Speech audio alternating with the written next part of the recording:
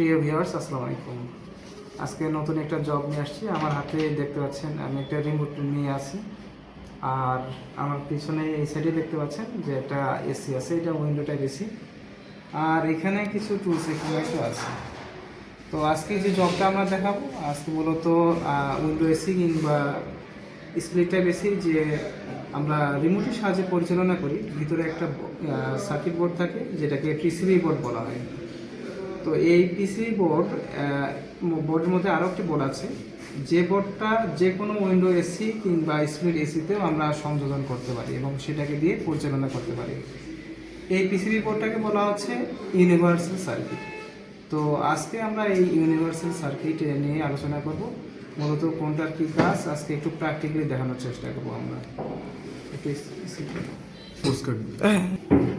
সম্মানিত ভিউয়ার্স, তো আজকে আমরা এই পিসিবি বোর্ডের সাথে ইউনিভার্সাল সার্কিট একটু পরিচিত হয়ে যাই। এর আগে আমরা একটা আলোচনা করেছিলাম, বোর্ডের মধ্যে দেখাইছিলাম। এটা আজকে প্র্যাকটিক্যালি একটু দেখানোর চেষ্টা করব।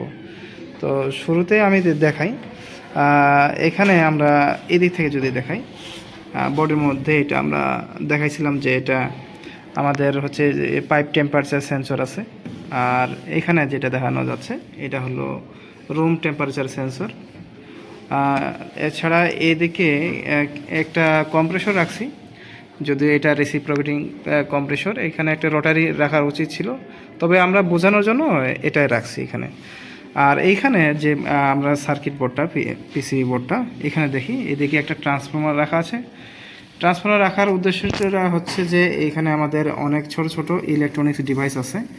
এই ডিভাইসগুলোকে ভোল্টেজ আসলে কম যেহেতু প্রয়োজন হয়, তো আমরা এই পিসি বোর্ডটাকে একটু ক্লোজ করে দেখানোর চেষ্টা করব। এইখানে মূলত কয়েকটা আছে, এখানে যে তিনটা তার লাগানো আছে। এটা মূলত এখানে হাই মোড আছে, আর মাঝখানে একটা হচ্ছে মিডিয়াম মোড, আর এইদিকে এটা লো মোড। তো এইখানে আবার দুইটা তার লাগানো আছে, যেটা আমরা কম যেটাকে বলছিলাম ফেজ কানেকশনটা এখানে ইন হয়। আর এর পাশের যেটা, এই পাশেরটাতে এই দিক দিয়ে মূলত কম্প্রেসরের যে আমাদের লাইনটা এই দিক দিয়ে চলে গেছে বের হয়ে। আর এখানে আরও একটা পয়েন্ট আছে আমাদের নিউট্রাল কানেকশনটা, এটা হচ্ছে নিউট্রাল কানেকশন। তো এছাড়া এই কানেক্টরগুলো হচ্ছে যেমন আমাদের বলছিলাম রুম টেম্পারেচার সেন্সর আছে, হ্যাঁ। আর এইদিকে আবার হচ্ছে যে এটা আমাদের ট্রান্সফর্মার জন্য আছে।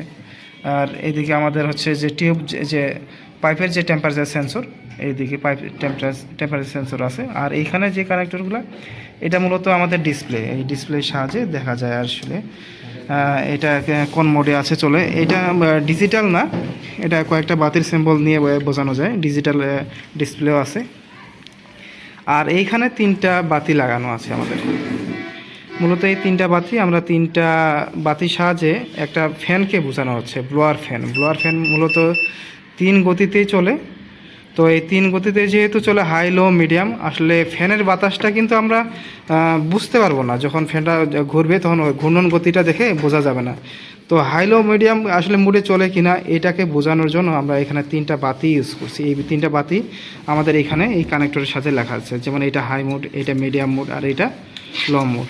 তো এটা আমরা প্র্যাকটিক্যালি দেখব যে আসলে এক্সপেরিমেন্ট করতেছি যে এই সার্কিটটা আমাদের কাজ করে কিনা। তো এটা দেখানোর জন্য এটা তৈরি করা। তাহলে আজকে আমরা একটু চালু করে দেখাই। এখানে আমাদের রেডি করাই আছে। সর্বপ্রথম দিলাম, এটা একটা সাউন্ড হলো, তার মানে আমাদের সিগন্যাল পাইছে, মানে বিদ্যুতের লাইনটা আসছে।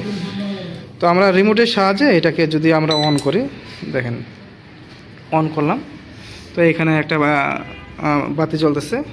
অন মানে হচ্ছে এখানে দেখেন একেবারে একটা ফ্যানের মোড দেখানো যাচ্ছে। এখানে আমাদের এটা লো মোডে সর্বপ্রথম আছে। লো মোড মানে হচ্ছে লো মোডে ফ্যানটা ঘুরতেছে, এইটাতে থাকা মানে হচ্ছে লো মোডে ঘোরা, হ্যাঁ। আর এইদিকে ডিসপ্লেতে আমাদের হচ্ছে যে একটা বাতি জ্বলতেছে, এই যে বাতির সিগন্যাল পেয়েছে, হ্যাঁ। তো এটাকে আমরা এখানে আমাদের রিমোটে আছে, এই যে ফ্যান কথাটা লেখা আছে। তো এটাতে যদি আমি চাপি তাহলে আমাদের মুডটা, ফ্যানের মুডটা চেঞ্জ হবে। যেমন এখানে যদি আমি চাপি, এটার সাথে কী হবে, বাতিগুলোও চেঞ্জ হবে। যেমন এখানে চাপলাম, হ্যাঁ, এটাতে অটোতে আসলো, অটোর পরে আবার চাপতেছি, দেখেন এখানে হাই মুড আসছে, হ্যাঁ। হাই মুড আসার পরে কিন্তু এই বাতিটা জ্বলছে। এরপরে হাই থেকে আমাদের কিন্তু মিডিয়ামে যাবে। আবার যদি এটা চাপি তাহলে মিডিয়ামে আসছে। এখান থেকে আবার কি হলো, এই যে সবুজ বাতিটা জ্বলে উঠলো। আবার এরপরে কি হচ্ছে, আবার যদি চাপ দিই তাহলে লো মোডে যাচ্ছে, এখানে লো মোডে আসলো, তার সঙ্গে কি এই হলুদ বাতিটা জ্বললো। আমার সার্কিটটা কিন্তু অন আছে। তো কিছুক্ষণ পরে আমরা দেখতে পাবো যে এই কম্প্রেসর অটোমেটিক চালু হবে। আমরা জানি 2 থেকে 3 মিনিট পর কম্প্রেসর চালু হয়, তার আগে হচ্ছে ব্লোয়ার ফ্যানটা চালু হয়। তো এই 3টা বাতিকে দিয়ে আমরা ব্লোয়ার ফ্যানকে বোঝাচ্ছি, আর কম্প্রেসর হিসেবে ওইটা কম্প্রেসর আমাদের একটা রেসিপ্রোকেটিং লাগানো আছে। তো এই হচ্ছে কাজ। তো আমরা একটু যদি ওয়েট করলে আমরা দেখতে পাবো যে কম্প্রেসরটা চালু হচ্ছে কি না। তো আমরা একটু ওয়েট করে থাকি, কিছুক্ষণ পরে দেখবেন যে 2 থেকে 3 মিনিট পরে কম্প্রেসরটা চালু হবে অটোমেটিক। তো এবার দেখা যাক, আমার কিন্তু কম্প্রেসরে একটা সাউন্ড পাচ্ছি, তার মানে হচ্ছে যে কম্প্রেসরটা চালু হয়ে গেছে। তো এই ছিল আজকের আমাদের ভিডিও। সবাই ভালো থাকবেন, সুস্থ থাকবেন। ভিডিওটি ভালো লাগলে আমাদের চ্যানেলটি সাবস্ক্রাইব করে দেবেন। ধন্যবাদ সবাইকে।